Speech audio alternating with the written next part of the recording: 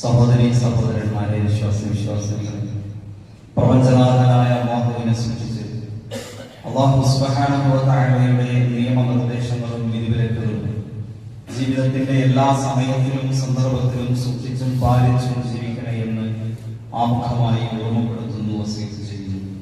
അല്ലാഹു അവന്റെ സജ്ജനങ്ങളിൽ മുത്തഖീങ്ങളിൽ നമ്മെ എല്ലാവരെയും ഉൾപ്പെടുത്തി അനുഗ്രഹിക്കുമാറാകട്ടെ. സഹോദരങ്ങളെ, അല്ലാഹുവിന്റെ പ്രവാചകൻ സ്വല്ലല്ലാഹു അലൈഹി വസല്ലം പഠിപ്പിച്ച ഒരു ഹദീസ് ഇമാം മുസ്ലിം ഉദ്ധരിക്കുന്നു. മഹാനായ അബൂ ഹുറൈറ റളിയല്ലാഹു അൻഹു ആണ് നബി സല്ലല്ലാഹു അലൈഹി വസല്ലമയിൽ നിന്ന് ഈ ഹദീസ് നമുക്ക് എത്തിച്ചു തരുന്നത്. എന്താണ് പ്രവാചകൻ പറഞ്ഞത്? ഇന്നല്ലാഹ യർദാ ലക്കും സലാസ വയക്റഹു ലക്കും സലാസ. അല്ലാഹു മൂന്ന് കാര്യങ്ങൾ നിങ്ങൾക്ക് തൃപ്തിപ്പെട്ടിരിക്കുന്നു. അല്ലാഹു മൂന്ന് കാര്യങ്ങൾ നിങ്ങൾക്ക് വെറുപ്പുള്ളതാണ്. അഥവാ അല്ലാഹു തൃപ്തിപ്പെടുന്ന മൂന്ന് കാര്യങ്ങളും അല്ലാഹു വെറുക്കുന്ന മൂന്ന് കാര്യങ്ങളും. ഏതാണ് അല്ലാഹു തൃപ്തിപ്പെടുന്ന മൂന്ന് കാര്യങ്ങൾ? അൻതഅബ്ദു, നിങ്ങൾ അവനെ ആരാധിക്കുക, അല്ലാഹുവിനെ ആരാധിക്കുക. രണ്ടാമത്തെ കാര്യം എന്താണ്? വലാ തുശ്രികൂ ബിഹി ശൈഅ, അല്ലാഹുവിൽ പങ്കു ചേർക്കാതിരിക്കുക. മൂന്നാമത്തെ കാര്യം എന്താണ്? വഅൻ തഅതസിമൂ ബിഹബ്ലില്ലാഹി ജമീഅൻ വലാ തഫറഖൂ, നിങ്ങൾ അല്ലാഹുവിന്റെ പാശത്തിൽ മുറുകെ പിടിക്കുക, നിങ്ങൾ ഭിന്നിച്ചു പോകാതിരിക്കുക, ഒരുമിച്ച് നിൽക്കുക, ഭിന്നിക്കാതിരിക്കുക. അല്ലാഹു വെറുക്കുന്ന കാര്യങ്ങൾ എന്തൊക്കെയാണ്? ഖീല വഖാൽ, കണ്ടതും കേട്ടതും അതും പറഞ്ഞിടക്കുക എന്നുള്ളത്. വകസ്റത്തു സുആൽ, അധികമായിട്ടുള്ള ചോദ്യം. വഇദാഅത്തുൽ മാൽ, ധനം ദുർവ്യയം ചെയ്യുക. ഇത് അല്ലാഹു നിങ്ങൾക്ക് വെറുക്കുന്ന മൂന്ന് കാര്യങ്ങളാകുന്നു. അപ്പോ ഇന്നത്തെ ഒരു ഖുതുബയിൽ അല്ലാഹു തൃപ്തിപ്പെടുന്ന മൂന്ന് കാര്യങ്ങളെ കുറിച്ച് സൂചിപ്പിക്കാനാണ് ഇൻഷാ അല്ലാഹ് ഉദ്ദേശിക്കുന്നത്. അല്ലാഹു പഠിക്കാനും മനസ്സിലാക്കാനും ജീവിതത്തിൽ പകർത്താനും നമുക്ക് എല്ലാവർക്കും തൗഫീഖ് നൽകി അനുഗ്രഹിക്കുമാറാകട്ടെ. ഒന്നാമത്തെ കാര്യം അല്ലാഹുവിനെ ആരാധിക്കുക, അല്ലാഹുവിനെ ആരാധിക്കുക എന്നതാണ്. രണ്ട് കാര്യങ്ങൾ ഇതിൽ നമ്മൾ മനസ്സിലാക്കേണ്ടതുണ്ട്. ഒന്നാമത്തെ കാര്യം അല്ലാഹുവിനെ മാത്രം ആരാധിക്കുക എന്നതാണ്. രണ്ടാമത്തേത് അല്ലാഹുവിനെ ആരാധിക്കുക എന്നുള്ളത് ആരാധനകൾ ജീവിതത്തിൽ കൊണ്ടുവരുന്നത് വർദ്ധിപ്പിക്കുക എന്നതാണ്. മർമ്മമാറ്റി പറഞ്ഞതാണ്. എന്താണ്? നമ്മുടെ ആരാധനകൾ അല്ലാഹുവിന് മാത്രമായിരിക്കണം, നമ്മുടെ മുവഹ്ഹിദായിരിക്കണം, തൗഹീദുള്ളവനായിരിക്കണം. അത് ഇസ്ലാമിന്റെ കാമ്പാണ്. ഇസ്ലാം ഇതര മതങ്ങളിൽ നിന്ന്, വിശ്വാസങ്ങളിൽ നിന്ന് വേറിട്ട് നിൽക്കുന്ന പ്രധാനപ്പെട്ട സംഗതി എന്താണ്? പ്രധാനപ്പെട്ട സംഗതി എന്ന് പറയുന്നത്? അത് തൗഹീദാണ്. അല്ലാഹു ഉണ്ട് എന്ന വിശ്വാസമാണോ? അല്ല. അല്ലാഹു ഉണ്ട്, ഈ പ്രപഞ്ചത്തിനൊരു സൃഷ്ടാവുണ്ട് എന്ന് വിശ്വസിക്കാത്ത എത്ര ആളുകൾ ലോകത്തുണ്ടാകും? വളരെ വളരെ വളരെ കുറച്ച് ആളുകളാണ്, നിരീശ്വരവാദികൾ ഉണ്ടാവും. ഒരു സൃഷ്ടാവുണ്ട് എന്ന് വിശ്വസിക്കുന്നവരാണ് മഹാഭൂരിഭാഗം ആളുകൾ എന്ന് പറയുന്നത്. എന്നാൽ അതേസമയം ആ സൃഷ്ടാവ് മാത്രമാണ് ആരാധനയ്ക്ക് അർഹനെന്ന് ചിന്തിക്കുന്നവരോ അങ്ങനെ വിശ്വസിക്കുന്നവരോ, അതാണ് ഇസ്ലാം, മുസ്ലിങ്ങൾ എന്ന് പറയുന്നത്. അതിനാണ് ലാ ഇലാഹ ഇല്ലല്ലാഹ് എന്ന ഒറ്റ വാക്കിലേക്ക് ചുരുക്കിയിട്ടുള്ളത്. ആരാധനയ്ക്ക് അർഹൻ അല്ലാഹു മാത്രമാകുന്നു. ആരാധനയ്ക്ക് അർഹൻ അല്ലാഹു മാത്രമാകുന്നു. ഒരാൾ മുസ്ലിമാകണമെങ്കിൽ ആദ്യം എന്ത് പ്രഖ്യാപിക്കണം, എന്ത് വിശ്വസിക്കണം, എന്ത് സാക്ഷ്യം വഹിക്കണം? അശ്ഹദു അൻ ലാ ഇലാഹ ഇല്ലല്ലാഹ്. അതാണ് ഇസ്ലാമിന്റെ കാമ്പ്. ഞാൻ സാക്ഷ്യം വഹിക്കുന്നു എന്ന് പറഞ്ഞാൽ ലാ ഇലാഹ ഇല്ലല്ലാഹ് എന്നതിന് എന്റെ ജീവിതം സാക്ഷിയാണ്. ഞാൻ ലാ ഇലാഹ ഇല്ലല്ലാഹ് പറയുകയും വേറൊരു ജീവിതം നയിക്കുകയും ചെയ്യല്ല. ലാ ഇലാഹ ഇല്ലല്ലാഹ് എന്നതിന് ഞാൻ സാക്ഷിയാണ്, എന്റെ ജീവിതം സാക്ഷിയാണ്. എന്റെ വാക്കിൽ, എന്റെ പ്രവർത്തനങ്ങളിൽ, എന്റെ വിശ്വാസങ്ങളിൽ, എന്റെ കർമ്മങ്ങളിൽ എല്ലാം ലാ ഇലാഹ ഇല്ലല്ലാഹ് ഉണ്ട്. എല്ലാം ലാ ഇലാഹ ഇല്ലല്ലാഹ് ഉണ്ട്. അല്ലാഹുവിനെ മാത്രം ആരാധിക്കണം. സഹോദരങ്ങളെ, എന്തുമാത്രം മഹത്വമുള്ള സംഗതിയാണ്. വിശുദ്ധ ഖുർആൻ സൂറത്തുൽ ദാരിയാത്തിലൂടെ നമ്മൾ പഠിപ്പിച്ചതെന്താ? വമാ ഖലഖതുൽ ജിന്ന വൽ ഇൻസ ഇല്ലാ ലിയഅ്ബുദൂൻ. ലോകത്തെ മുഴുവൻ മനുഷ്യവർഗത്തെയും ജിന്നവർഗത്തെയും സൃഷ്ടിച്ചത് എന്നെ മാത്രം ആരാധിക്കുന്നതിന് വേണ്ടിയാണ്. എന്ന് പറഞ്ഞാൽ ലാ ഇലാഹ ഇല്ലല്ലാഹ്ക്ക് വേണ്ടിയാണ് അല്ലാഹു മാനവ സമൂഹത്തെയും ജിന്നവർഗത്തെയും സൃഷ്ടിച്ചത്. എന്തിനു വേണ്ടിയാ? ലാ ഇലാഹ ഇല്ലല്ലാഹ്, ലാ ഇലാഹ ഇല്ലല്ലാഹ്ക്ക് വേണ്ടിയാണ്. മാത്രമല്ല ലോകത്ത് എത്ര പ്രവാചകന്മാർ കടന്നു വന്നു അല്ലെ? 1,00,000-ൽ പരം നബിമാരെ കടന്നു വന്നതാണ്. ആ 1,00,000-ൽ പരം നബിമാരെ അല്ലാഹു നിയോഗിച്ചത് എന്തിനു വേണ്ടിയാണ്? വമാ അർസൽനാ മിൻ ഖബ്ലിക മിർ റസൂലിൻ ഇല്ലാ നൂഹി ഇലൈഹി അന്നഹു ലാ ഇലാഹ ഇല്ലാ അന ഫഅബ്ദൂൻ. മുഴുവൻ പ്രവാചകന്മാരെയും അല്ലാഹു നിയോഗിച്ചത് എന്തിനു വേണ്ടി? ലിഅജ്ലി ലാ ഇലാഹ ഇല്ലല്ലാഹ്, ലാ ഇലാഹ ഇല്ലല്ലാഹ് വേണ്ടിയാണ്. ഇനി നോക്കൂ, അല്ലാഹു സുബ്ഹാനഹു വ തആല കിതാബുകൾ അവതരിപ്പിച്ചു. ഖുർആൻ, ഇൻജീൽ, സബൂർ, തൗറാത്ത്, അതറിയാം.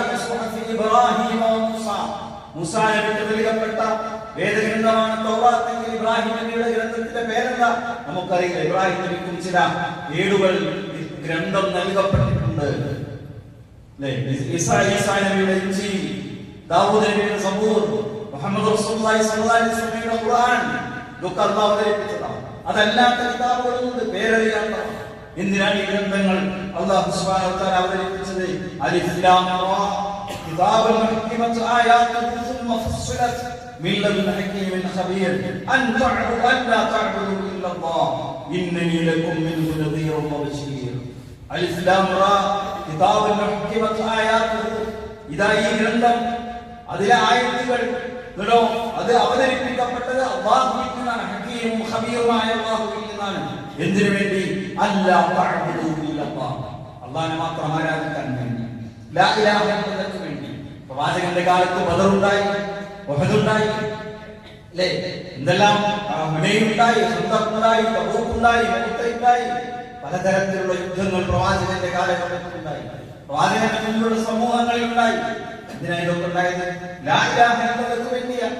വഖാതിലുഹും ഹത്താ ലാ തകൂന ഫിത്നത്തുൻ വയകൂന الدين كله لله فإن انتهوا فإن الله بما يعملون بصير. ഖൈബറിന്റെ യുദ്ധക്കളത്തിൽ പ്രവാചകൻ സല്ലല്ലാഹു അലൈഹി വസല്ലം അവർ ഖൈബർ കോട്ട തകർത്ത് അകത്തു കയറാൻ തീരുമാനിച്ച സന്ദർഭം അലി ഇബ്നു അബീ ത്വാലിബ് റളിയല്ലാഹു അൻഹുവിന്റെ കയ്യിൽ പതാക കൊടുത്തിട്ട് പറഞ്ഞു, അലി മുന്നോട്ട് പോവുക, തിരിഞ്ഞു നോക്കരുത്. ലാ അൻ യഹ്ദിയല്ലാഹു ബിക റജുലൻ ഖൈറുൻ ലക മിന ദുനിയ വമാ ഫീഹാ. നീ കാരണം ഒരാൾക്ക് ഹിദായത്ത് കിട്ടിയാൽ, ഒരാളെ കൊന്നൊടുക്കിയാലല്ല, എല്ലാവരെയും കൊന്നൊടുക്കലല്ല യുദ്ധത്തിന്റെ ലക്ഷ്യം.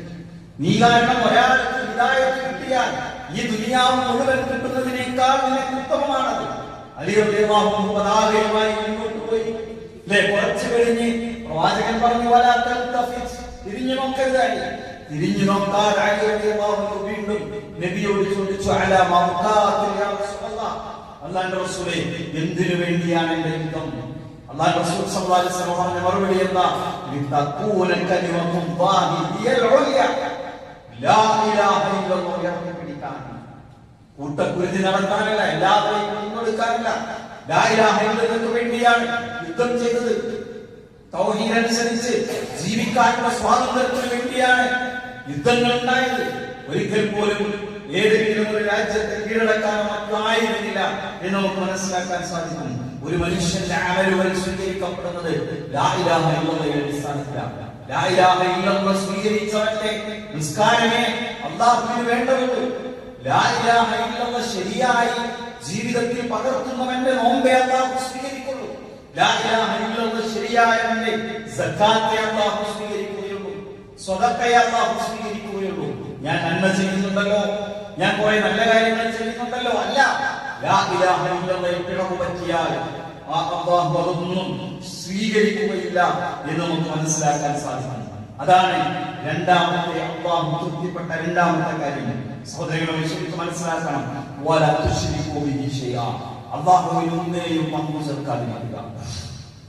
ലാ ഇലാഹ ഇല്ലല്ലാഹ് ഒരു മനുഷ്യൻ അല്ലാഹു മാത്രമാണ് ആരാധനയ്ക്ക് അർഹനെന്ന് അടിയുറച്ച് വിശ്വസിക്കുന്ന ഒരാൾ, പിന്നെ അയാളുടെ ആരാധനയുടെ ഏതെങ്കിലും ഒരംശം അല്ലാഹു അല്ലാത്തവർക്ക് നൽകാൻ പാടില്ല. ഏതെങ്കിലും ഒരു ഭാഗം,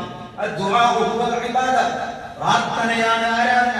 അതുകൊണ്ട് അയാളുടെ വിളി അല്ലാഹുവേ എന്നായിരിക്കും. വീഴാൻ പോകുമ്പോ, പ്രതിസന്ധി ഉണ്ടാകുമ്പോ, പ്രയാസങ്ങൾ ഉണ്ടാകുമ്പോ എന്ന് വിളിക്കുന്നത് പ്രാർത്ഥന എന്ന ആരാധന കൊടുക്കലാണ്. അല്ലെ, ബദരീങ്ങളെ വിളിച്ച് പ്രാർത്ഥിക്കുന്ന ഒരു മനുഷ്യൻ പ്രാർത്ഥന എന്ന ആരാധന മരിച്ചുപോയ മഹാന്മാരായ ബദരീങ്ങൾക്ക് നൽകലാണ്. അത് ശിർക്കാണ്. ഒരു മനുഷ്യൻ ചെയ്യുന്ന ഏറ്റവും വലിയ പാതകം ഒരു മനുഷ്യൻ ചെയ്യുന്ന ഏറ്റവും വലിയ പാതകം അതെന്താ? ശിർക്കാണ്. ശിർക്ക് ചെയ്യാത്തവനായി അല്ലാഹുവിനെ കണ്ടുമുട്ടുകയാണ് വേണ്ടത്. പ്രവാചകൻ സല്ലല്ലാഹു അലൈഹി വസല്ലം പറയുന്നു, യാ ബനി യബ്ന ആദം, ആദമിന്റെ മക്കളെ, ഇന്നക ലൗ അതൈതനി ബിഖറാബിൽ അർളി ഖതായ ثم لقيتني لا تشرك بي شيئا لأتيتك بقرابها مغفرة. ഒരു ഭൂമിയോളം പാപം ചെയ്തവനാണ് നീ, ഭൂമിയോളം പാപം ചെയ്തവനാണ് നീ. എന്നാൽ ലാ ഇലാഹ ഇല്ലല്ലാഹ് പിഴവ് പറ്റിയിട്ടില്ല, തൗഹീദും ശിർക്ക് സംഭവിച്ചിട്ടില്ല. ലാ തുശ്രികു ബി ശൈഅൻ, ഒരാളെയും എന്നിൽ പങ്കു ചേർത്തിട്ടില്ല. എന്നിട്ട് ആ ഭൂമിയോളം തൗബയുമായി എന്നിലേക്ക് തൗബ ചെയ്ത് മടങ്ങിയാൽ, ഭൂമിയോളം പാപം ചെയ്യുന്നവരാൾ, ഭൂമിക്ക് എത്ര വലുപ്പുണ്ട്, അത്ര തിന്മ ചെയ്തൊരു മനുഷ്യൻ പക്ഷെ അയാൾ ശിർക്ക് ചെയ്തിട്ടില്ല, അയാൾ അല്ലാഹുവിലേക്ക് ഖേദിച്ചു മടങ്ങിയാൽ ഭൂമിയുടെ അത്ര തൗബയുമായി ഞാൻ നിന്റെ അടുത്തേക്ക് വരുന്ന അല്ലാഹു, ഭൂമിയുടെ അത്ര തൗബയുമായി ഞാൻ നിന്റെ അടുത്തേക്ക് വരുന്നു. ശിർക്ക് സംഭവിച്ചവനോ ചെയ്ത പാപത്തിന്റെ ഭാരങ്ങളുമായി നാളെ അല്ലാഹു പരലോകത്ത് കണ്ടുമുട്ടേണ്ടി വരും. ശിർക്കിന്റെ പാപഭാരത്തിന് പുറമെ മറ്റു മുഴുവൻ പാപങ്ങളുമായി അല്ലാഹുവിന്റെ തൗബയില്ല. അയാളുടെ തൗബ അല്ലാഹു സ്വീകരിക്കുകയില്ല, അയാളുടെ കർമ്മങ്ങൾ അല്ലാഹു സ്വീകരിക്കുകയില്ല, അയാളുടെ നിസ്കാരങ്ങൾക്ക് വേണ്ട 1000 കോടി സദഖ ചെയ്ത ഒരു മനുഷ്യൻ സങ്കല്പിച്ചു, 1000 ആളുകൾക്ക് വീടുണ്ടാക്കി കൊടുത്തവരാണ്. നാട്ടിലിറങ്ങിയാൽ, സമൂഹത്തിലിറങ്ങിയാൽ അയാളുടെ പെരുമാറ്റത്തെ കുറിച്ച്, സ്വഭാവത്തെ കുറിച്ച് നല്ല അഭിപ്രായം എല്ലാവരും ഉള്ളത്. എന്തു നല്ല മനുഷ്യൻ. പക്ഷേ അയാളിൽ ശിർക്ക് സംഭവിച്ചാലോ, അയാളിൽ ശിർക്ക് സംഭവിച്ചാലോ ഈ സദഖക്കോ, ഈ ജീവകാരുണ്യ പ്രവർത്തനങ്ങൾക്കോ, ഈ നല്ല വാക്കുകൾക്കോ, നല്ല പെരുമാറ്റത്തിനോ അല്ലാഹുവിന്റെ അടുക്കൽ യാതൊരു സ്ഥാനവുമില്ല. നിങ്ങൾക്ക് സൂറത്തുൽ അൻആമിലെ 52 മുതൽ 88 വരെയുള്ള ആയത്തുകൾ നമ്മൾ ശരിക്കും മനസ്സിലാക്കേണ്ട വാചകങ്ങളാണ്. 82ാമത്തെ ആയത്തിൽ അല്ലാഹു വലല്ലദീന ആമനൂ വലം യൽബസു ഈമാനഹും ബിദുൽം ഉലൈക ലഹുൽ അംനു വഹും മുഹ്തദൂൻ. ആരാണ് അല്ലാഹുവിൽ പങ്കു ചേർക്കാതെ വിശ്വസിക്കുന്നത് അവർക്കാണ് നിർഭയത്വമുള്ളത്, അവരാണ് സന്മാർഗ്ഗം സിദ്ധിച്ചവർ. 83ാമത്തെ ആയത്തിൽ ഒരു പ്രവാചകന്റെ പേര് അല്ലാഹു വിഷയത്തിൽ എടുത്തു പറഞ്ഞു. ഈ തെളിവ് നാം ഇബ്രാഹിമിന് നൽകിയിട്ടുണ്ട്. 84ാമത്തെ ആയത്തിൽ ഒരു പ്രവാചകൻ, 83ാമത്തെ ആയത്തിൽ പറഞ്ഞു. 84ാമത്തെ ആയത്തിൽ വവഹബ്നാ ലഹു ഇസ്ഹാഖ വയഅഖൂബ് വനൂഹൻ ഹദൈനാ മിൻ ഖബ്ൽ വമിൻ ദുർരിയ്യതിഹി ദാവൂദ വസുലൈമാന വഅയ്യൂബ വയൂസുഫ് വമൂസാ വഹാറൂൻ വകദാലിക നജ്സിൽ മുഹ്സിനീൻ. 85ാമത്തെ ആയത്തിൽ വസകരിയ വയഹ്യ വഈസ വഇല്യാസ്, 4 പ്രവാചകന്മാരുടെ പേര് വീണ്ടും പറഞ്ഞു. 86ാമത്തെ ആയത്തിൽ വഇസ്മാഈല വൽയസഅ വയൂനുസ വലൂതൻ കുല്ലൻ ഫദ്ദൽനാ അലൽ ആലമീൻ. 87ാമത്തെ ആയത്തിൽ അല്ലാഹു പറയുന്നതറിയോ, ഈ പറഞ്ഞ നബിമാർ, അവരുടെ പിതാക്കന്മാർ, അവരുടെ മക്കൾ, അവരുടെ സഹോദരങ്ങൾ, അവരിൽ നിന്നെല്ലാം വേറെയും നബിമാരുണ്ടായിട്ടുണ്ട്, നല്ല മനുഷ്യരുണ്ടായിട്ടുണ്ട്. നാം അവരെ പ്രത്യേകമായി നമ്മൾ പ്രത്യേകമായി അവരെ തെരഞ്ഞെടുത്തിട്ടുണ്ട്. നിരവധി പ്രവാചകന്മാരെ പറഞ്ഞു, അവരുടെ പിതാക്കന്മാരുടെ പ്രവാചകന്മാരെ പരാമർശിച്ചു, അവരുടെ മക്കളിലെ സ്വാലിഹീങ്ങളെ പരാമർശിച്ചു, അവരുടെ സഹോദരങ്ങളിലെ നബിമാരെയും സ്വാലിഹീങ്ങളെയും പരാമർശിച്ചു. അവർക്ക് അല്ലാഹു നൽകിയ പദവി എടുത്തു പറഞ്ഞു, അവരെ നാം തെരഞ്ഞെടുത്തു, അവർക്ക് നാം ഹിദായത്ത് നൽകി. അടുത്ത് പറഞ്ഞ വാചകം എന്താ അറിയോ, അവരെങ്ങാനും ശിർക്ക് ചെയ്താൽ, അവരെങ്ങാനും ശിർക്ക് ചെയ്താൽ ലഹബിത അൻഹും മാ കാനൂ യഅമലൂൻ, അവർ ചെയ്ത മുഴുവൻ കർമ്മങ്ങളും പൊളിഞ്ഞു പോകും. അല്ലേ? എന്തുകൊണ്ടാണ് ശിർക്ക്? ജനങ്ങളോട് നിങ്ങൾ ശിർക്ക് ചെയ്യല്ലേ എന്ന് പറയുന്നത്? അങ്ങാടിയിൽ മൈക്ക് കെട്ടി, സമ്മേളനങ്ങൾ വെച്ച്, പരിപാടികൾ വെച്ച്, പള്ളിമുറികളിൽ, ക്ലാസുകളിൽ ജനങ്ങളെ നിങ്ങൾ ലാ ഇലാഹ ഇല്ലല്ലാഹ് അടിയുറച്ചു നിൽക്കണം. അല്ലാഹു അല്ലാത്തവരെ നിങ്ങൾ തവക്കുൽ ചെയ്യരുത്, അല്ലാഹു അല്ലാത്തവർക്ക് നിങ്ങൾ നേർച്ച നൽകരുത്, അല്ലാഹു അല്ലാത്തവർക്ക് നിങ്ങൾ വഴിപാട് നൽകരുത്, അല്ലാഹുവിനെ മാത്രമേ വിളിച്ചു പ്രാർത്ഥിക്കാവൂ എന്ന് പറയാനുള്ള കാരണം എന്താ? അയാൾ ചെയ്ത നിസ്കാരം സ്വീകരിക്കാനാണ്, അയാൾ ചെയ്ത രാത്രി തഹജ്ജുദ് നമസ്കാരം അല്ലാഹു സ്വീകരിക്കാനാണ്, അയാൾ ചെയ്ത ഖുർആൻ പാരായണം അല്ലാഹു സ്വീകരിക്കുന്നതിന് വേണ്ടിയാണ്, അയാൾ ജീവിതത്തിൽ കൊടുത്തു തീർത്ത ലക്ഷങ്ങളുടെ കോടികളുടെ സദഖകൾ അല്ലാഹു സ്വീകരിക്കുന്നതിന് വേണ്ടിയാണ്.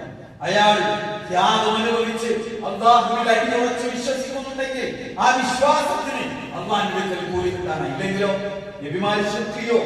നബിമാര് ശിർക്ക് ചെയ്യുമോ? നബിമാര് ശിർക്ക് ചെയ്യൂല. അവർ മാഴ്സൂമീങ്ങളാണ്, അവർക്ക് ഇസ്മത്തുണ്ട്, അവർ പാപസുരക്ഷിതരാണ്.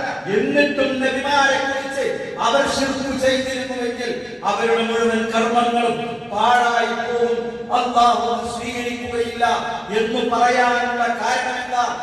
ശിർക്ക് അത്രമേൽ ഗൗരവമുള്ളതാണ്. ശിർക്ക് അത്രമേൽ ഗൗരവമുള്ളതാണ്. നിങ്ങൾ ചിന്തിക്കുന്നുണ്ടാവും, നമ്മളൊക്കെ അംഗീകരിക്കുന്നവരല്ലേ, നമ്മളൊക്കെ വിശ്വാസികളല്ലേ, ഇന്നെന്തിനാ ശിർക്കിനെ കുറിച്ച് പറയുന്നത് അല്ലേ? ഇന്നെന്തിനാ തൗഹീദിനെ കുറിച്ച് വീണ്ടും വീണ്ടും പറയുന്നത്? ഇത് പറയണം.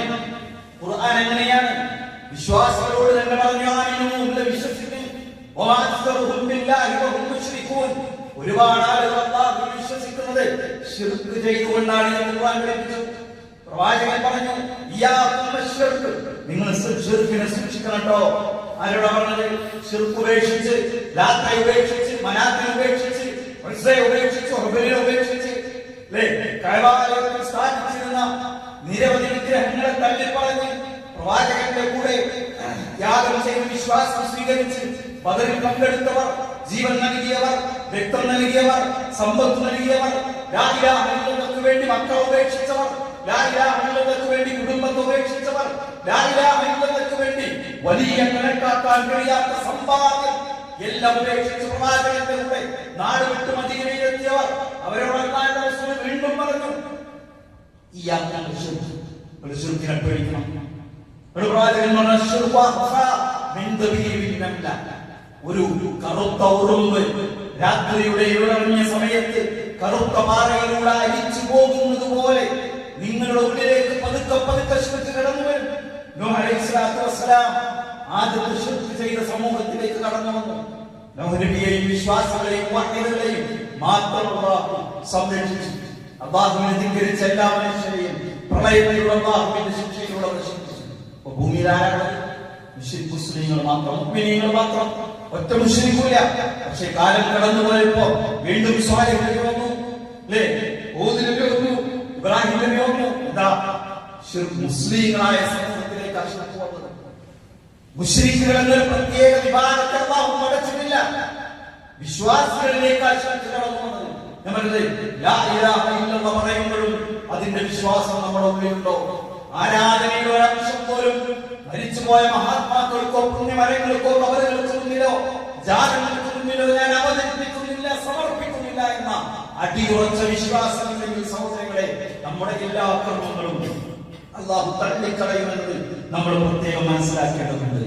അപ്പോ അല്ലാഹു തൃപ്തിപ്പെട്ട ഒന്നാമത്തെ കാര്യം അല്ലാഹുവിനെ മാത്രം ആരാധിക്കുക. അല്ലാഹു തൃപ്തിപ്പെട്ട രണ്ടാമത്തെ കാര്യം അല്ലാഹുവിൽ പങ്കു ചേർക്കാതിരിക്കുക. അല്ലാഹു തൃപ്തിപ്പെട്ട മൂന്നാമത്തെ കാര്യം വഅ്തസിമു ബിഹബ്ലില്ലാഹി ജമീഅൻ വലാ തഫറഖൂ. നിങ്ങൾ ഒരുമിച്ച് നിൽക്കുക, അല്ലേ? നിങ്ങൾ ഒരുമിച്ച് നിൽക്കുക, നിങ്ങൾ പരസ്പരം സ്നേഹിക്കുക. വിശ്വാസികൾക്കിടയിലുള്ള സാഹോദര്യം എന്നത് അല്ലാഹു നമുക്ക് തൃപ്തിപ്പെട്ട, നമ്മിൽ നിന്ന് അല്ലാഹു തൃപ്തിപ്പെടുന്ന ഉന്നതമായ കാര്യം. ഇന്നമൽ മുഅ്മിനൂന ഇഖ്വ. എല്ലാ വിശ്വാസികളും സഹോദരങ്ങളാണ്. മനസ്സുകൾക്കിടയിൽ അകലമല്ല ഉണ്ടാകുന്നത്. നമ്മുടെ പുതിയ സാഹചര്യത്തിലാണ് ജീവിക്കുന്നത്. എല്ലാ മനുഷ്യരും അവരുടെ ഫോണിലേക്ക് ചുരുങ്ങുന്ന ഒരു ലോകത്താണ്. എല്ലാ മനുഷ്യരും അവന്റെ വ്യക്തിപരമായ സ്വാതന്ത്ര്യങ്ങളെ കുറിച്ചും വ്യക്തിപരമായ ആസ്വാദനങ്ങളെ കുറിച്ചും ചിന്തിക്കുന്ന ഒരു കാലഘട്ടത്തിലാണ് നമ്മൾ ജീവിക്കുന്നത്, അല്ലേ? മാതാപിതാക്കളെ പോലും അണുകുടുംബം എന്ന് നമ്മൾ പറയും. എന്ന് പറഞ്ഞാൽ അണുകുടുംബം എന്ന് പറയുമ്പോൾ വളരെ എളുപ്പം പറയാം. എന്ന് പറഞ്ഞാൽ സ്വന്തം മാതാപിതാക്കളെ പോലും കൂടെ നിർത്താൻ മനസ്സില്ലാത്ത ഒരു സമൂഹം. വിശ്വാസികളോട് തന്റെ സഹോദരനായ വിശ്വാസികളോട് ഒരിക്കലും അകൽച്ച പാടില്ല. അടുപ്പമാണ് ഉണ്ടാക്കുന്നത്. ഞാൻ കൂടുതൽ അഭാഗം വിശ്വസിച്ചിരിക്കുന്നത്. നോക്കൂ, നിങ്ങൾ യർമൂക്കിന്റെ യുദ്ധഭൂമിയിൽ പ്രവാചകൻ സല്ലല്ലാഹു അലൈഹി വസല്ലം പഠിപ്പിച്ച യർമൂക്കിന്റെ യുദ്ധക്കളത്തിൽ നിന്ന് ചരിത്രത്തിൽ ഉദ്ധരിക്കപ്പെടുന്ന 3 മഹാരഥന്മാരായ ആളുകളുണ്ട്. ഒന്ന് ഹാരിസ് ഇബ്നു ഹിശാം, രണ്ടാമത്തേത് അബൂ ജഹലിന്റെ മകൻ ഇക്രിമയാണ്, റളിയല്ലാഹു അൻഹു, വിശ്വാസിയായിരുന്നു. മൂന്നാമത്തെ വഅയ്യാശ് ഇബ്നു അബീ റബീഅ റളിയല്ലാഹു അൻഹു അജ്മഈൻ. മൂന്നാളുകൾ, 3 പേരും യർമൂക്കിന്റെ യുദ്ധക്കളത്തിൽ സാക്ഷികളായ ആളുകളാണ്. യർമൂക്ക് യുദ്ധം എന്ന് പറഞ്ഞാൽ പ്രവാചകന്റെ കാലശേഷം അബൂബക്കർ സിദ്ദീഖ് റളിയല്ലാഹു അൻഹുവിന്റെ കാലഘട്ടത്തിൽ റോമക്കാരുമായി നടന്ന യുദ്ധമാണ്. പിന്നീട് ആ യുദ്ധം നടന്നുകൊണ്ടിരിക്കുക പോകുന്നതിന്റെ വഫാത്തുണ്ടായി. ഉമർ റളിയല്ലാഹു അധികാരം ഏറ്റെടുത്തു. ഉമറിന്റെ കാലഘട്ടത്തിലാണ് അത് അവസാനിക്കുന്നത്. ഏതാനും ദിവസങ്ങളാണ്.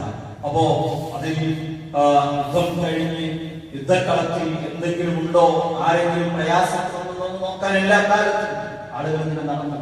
അപ്പോഴാണ് വെള്ളത്തിന് വേണ്ടിയുള്ള ശബ്ദം കേൾക്കുന്നത്. വളരെ പ്രസിദ്ധമായ ഒരു ചരിത്രമാണ്. വെള്ളവുമായി കടന്നു ചെന്നു. അപ്പോൾ ഇക്രിമത്ത് ബിൻ അബീ ജഹലിന്റെ ശബ്ദം കേട്ടു.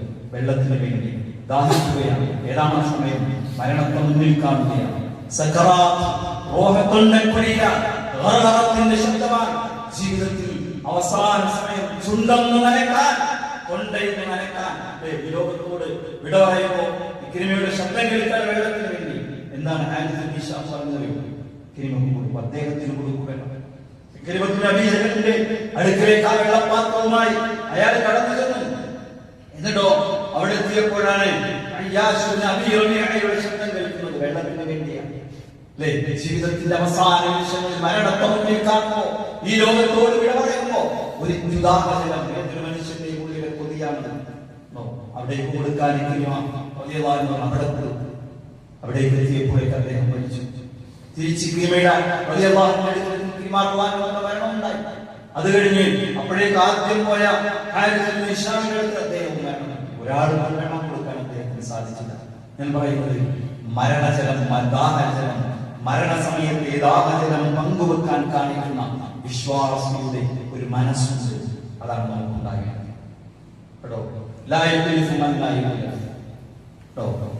എന്താണ് ഇണങ്ങാത്തവൻ ഇണക്കപ്പെടുകയില്ല. എല്ലാവരിൽ നിന്നും വേറിട്ട് നിൽക്കുന്നവനല്ല വിശ്വാസം. എല്ലാവരെയും കൂടെ ചേർന്നവനാണ്. എല്ലാവരെയും കൂടെ ചേർന്നവൻ. അതുകൊണ്ടാണ് ആളുകൾക്കിടയിൽ ഏതെങ്കിലും തരത്തിലുള്ള മാനസിക അകൽച്ച ഉണ്ടാക്കുന്ന എല്ലാ കാര്യത്തെയും അത് നിരോധിച്ചു. ഗീബത്ത് തെറ്റാണെന്ന് പറയാൻ പാടില്ല. നമീമത്ത് രണ്ടാളുകൾക്കിടയിൽ തമ്മിലടിപ്പിക്കുന്ന ഒരാളെ കുറിച്ച് പറഞ്ഞു, ഇയാളെ മറ്റവനെ കുറിച്ച് പറഞ്ഞു, രണ്ടും കേട്ടോളൂ. എന്നെ കുറിച്ച് അങ്ങനെ പറയട്ടോ, നിന്നെ കുറിച്ച് മറ്റാളിങ്ങനെ പറയട്ടോ. തത്വത്തിൽ എന്താ സംഭവിക്കാം? രണ്ടാളുകൾക്കിടയിൽ വെറുപ്പുണ്ടാവും, അവർക്കിടയിൽ അകൽച്ചയുണ്ടാകും. അങ്ങനെ വെറുപ്പുണ്ടാക്കുന്ന ഇടയിൽ നിൽക്കുന്ന ഏഷണിക്കാരൻ അയാൾ സ്വർഗത്തിൽ പോകൂല. ഏഷണിക്കാരൻ സ്വർഗത്തിൽ പോകൂല. പരദൂഷണക്കാരൻ മനുഷ്യന്റെ പച്ചമാംസം തിന്നുന്നതിന് സമമാണെന്ന് ആവശ്യപ്പെടാൻ. സഹോദരങ്ങളെ, എന്താ ഇണക്കമാണുണ്ടാകുന്നത്? എല്ലാവരോടും ഇണങ്ങുന്നവനാകണം മനുഷ്യൻ. പ്രവാചകൻ സഹാബത്തിന് യാത്ര പോകുമ്പോഴാണ് ഭക്ഷണം കഴിക്കാൻ ഒരാളുകളും അവരവരുടെ സൗകര്യത്തിന് പലർക്കും ഇങ്ങനെ മാറിയിരുന്നു. നബി പറഞ്ഞു, നിങ്ങൾ എന്താ ഇങ്ങനെ വിട്ടിരിക്കുന്നത്?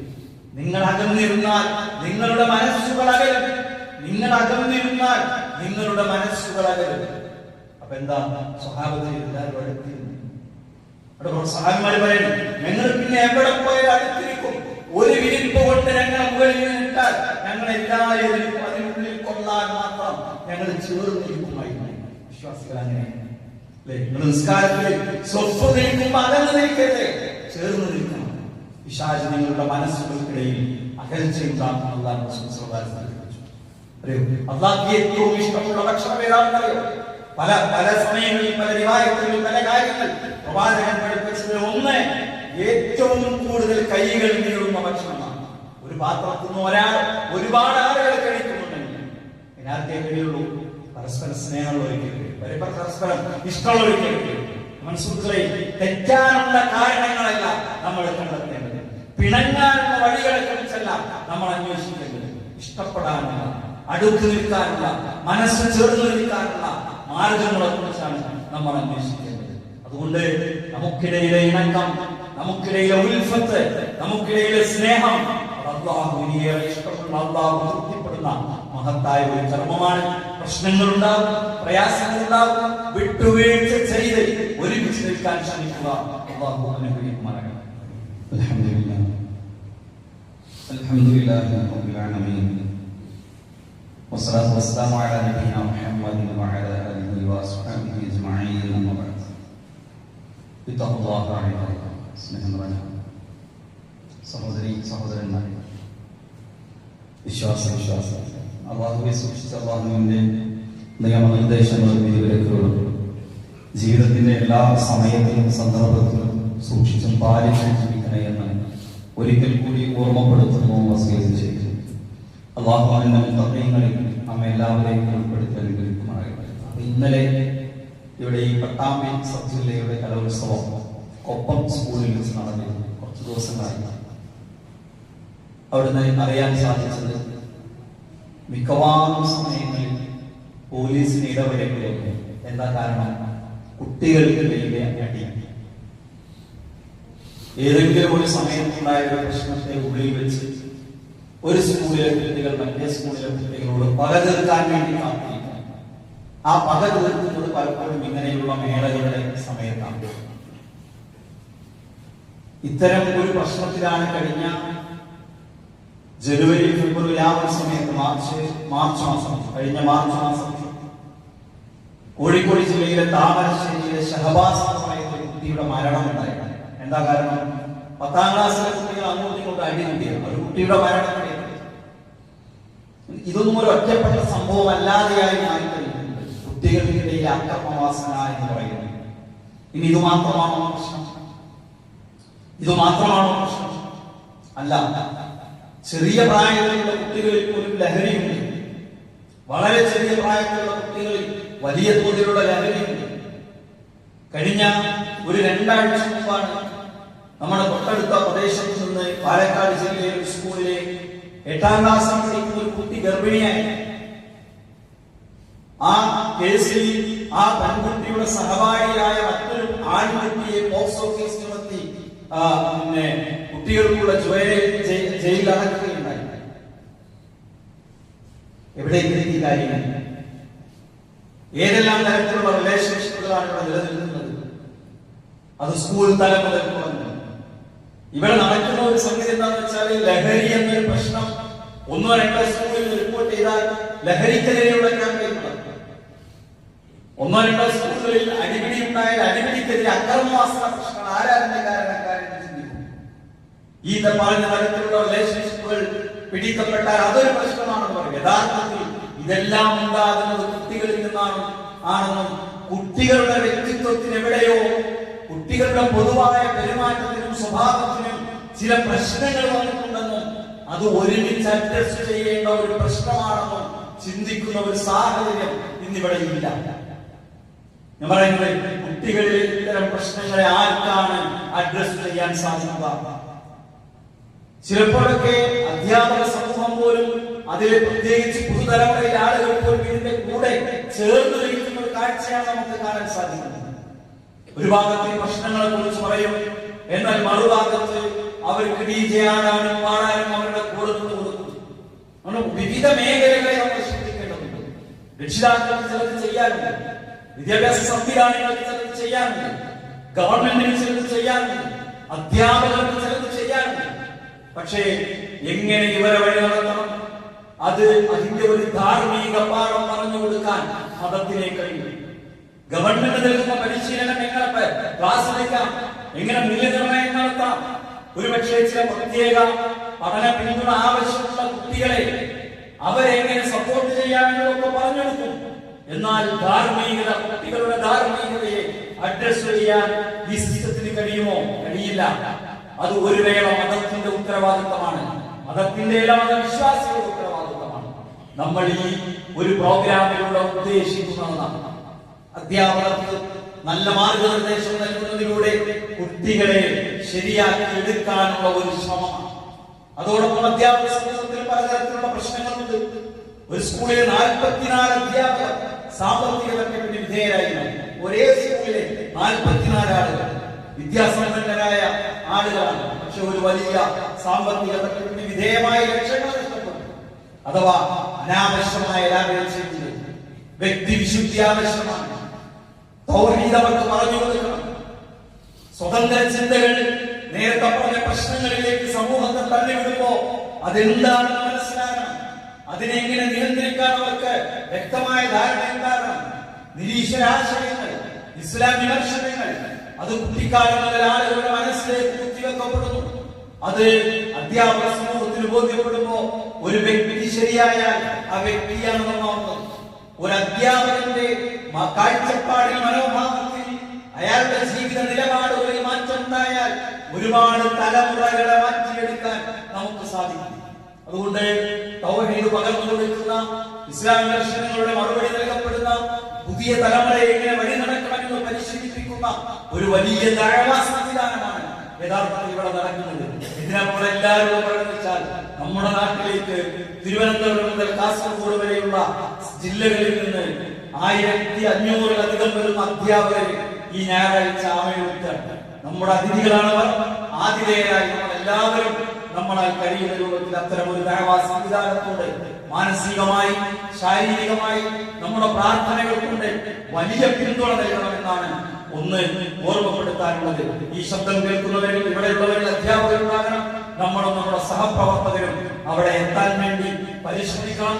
നമ്മുടെയൊക്കെ പരിചയങ്ങളിലുള്ള അധ്യാപകരായിട്ടുള്ള ആളുകളെ അവർക്ക് ഏറെ ഉപകാരപ്പെടുന്ന, അവർക്ക് വലിയൊരു ഊർജം ലഭിക്കുന്ന, അവർക്ക് ഒരു ശരിയായ ദീൻ പകർന്നു കൊടുക്കുന്ന ഒരു പ്രോഗ്രാം എന്ന നിലയ്ക്ക് നമ്മുടെയൊക്കെ പരിചയങ്ങളിലുള്ള അധ്യാപകരെ അവിടെ എത്തിക്കാൻ വേണ്ടി നമ്മളെല്ലാവരും പരിശ്രമിക്കണം. ഒരു നല്ല ദഅവാ സംവിധാനമായി ഇതിനെ പരിഗണിച്ച് അതിന്റെ കൂടെ നിൽക്കണമെന്ന് ഈ സന്ദർഭത്തിൽ ഓർമ്മപ്പെടുത്തുന്നു. അല്ലാഹു സുബ്ഹാനഹു വ തആല അല്ലാഹുവിന്റെ മാർഗ്ഗത്തിൽ കൂടുതൽ കാര്യങ്ങൾ ചെയ്യാനും അതിന്റെ പ്രതിഫലമായി നാളെ സ്വർഗ്ഗം നേടിയെടുക്കാനും നമ്മെ എല്ലാവരെയും അനുഗ്രഹിക്കുമാറാകട്ടെ. നമ്മിൽ നിന്ന് വന്നുപോയ എല്ലാ തെറ്റുകുറ്റങ്ങളും അല്ലാഹു നമുക്ക് പുറത്തു മാപ്പ് നൽകുമാറാകട്ടെ. പ്രയാസങ്ങൾ അനുഭവിക്കുന്ന, പരീക്ഷണങ്ങളിലൂടെ കടന്നു പോകുന്ന, പലതരത്തിലുള്ള ബുദ്ധിമുട്ടുകൾ അനുഭവിച്ചുകൊണ്ടിരിക്കുന്ന, പ്രാർത്ഥന കൊണ്ട് വസിയത്ത് ചെയ്ത ധാരാളം ആളുകളുണ്ട്. അല്ലാഹു എല്ലാവർക്കും രോഗശമനം നൽകുകയും പ്രയാസങ്ങൾ ദൂരീകരിച്ചു നൽകുകയും ചെയ്യുമാറാകട്ടെ. നമ്മിൽ നിന്ന് വേർപിരിഞ്ഞു പോയ നമ്മുടെ സ്നേഹനിധികളായ പ്രിയപ്പെട്ട മാതാപിതാക്കൾ, ആദർശ ബന്ധുക്കൾ, ഇണകൾ, കുടുംബ ബന്ധുക്കൾ അല്ലാഹു എല്ലാവർക്കും മഗ്ഫിറത്തും മർഹമത്തും നൽകി അനുഗ്രഹിക്കുമാറാകട്ടെ. അല്ലാഹു മഗ്ഫിർ ലിൽ മുഅ്മിനീന വൽ മുഅ്മിനാത്ത് വൽ മുസ്ലിമീന വൽ മുസ്ലിമാത്ത് അൽ അഹ്യാഇ മിൻഹും വൽ അംവാത്ത് إنك مجيب الدعوات يا قاضي الحاجات. اللهم أجرنا من النار، اللهم أجرنا من النار، اللهم أجرنا من النار وأدخلنا الجنة يا رب العالمين. اللهم أعز الإسلام والمسلمين وأذل الشرك والمشركين. ربنا تقبل منا إنك أنت السميع العليم وتب علينا إنك أنت التواب الرحيم. اللهم صل على محمد وعلى آله وصحبه وسلم والحمد لله رب العالمين.